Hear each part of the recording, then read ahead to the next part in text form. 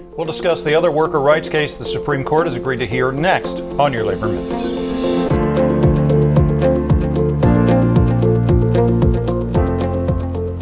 Hello, I'm Mark Harrison. The Supreme Court will hear two cases whose outcomes will have a major impact on the quality of working people's lives.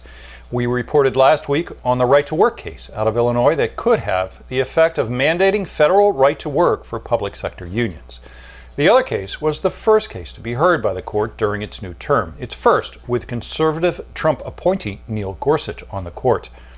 Indeed, arguments last week were heard on worker arbitration, which is a tool for employers that bars class action suits over workplace issues.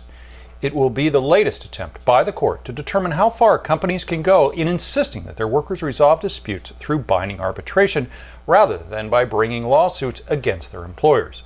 And according to Justice Stephen Breyer, a ruling in favor of employers could cut out the entire heart of the New Deal. Some 25 million workers have already been asked to sign arbitration agreements as a condition of employment. But is that legal? The question facing the justices now are whether they should apply a different approach to employment contracts, and that answer depends on how they see the intersection of two federal laws: the Federal Arbitration Act, which dates back to 1925, and the National Labor Relations Act, which protects workers' rights to engage in concerted activities. The court has already looked favorably on arbitration clauses between businesses and consumers. And in fact, if you have a cell phone contract, the odds are highly likely that you've signed an agreement not to sue your cell phone company in a dispute.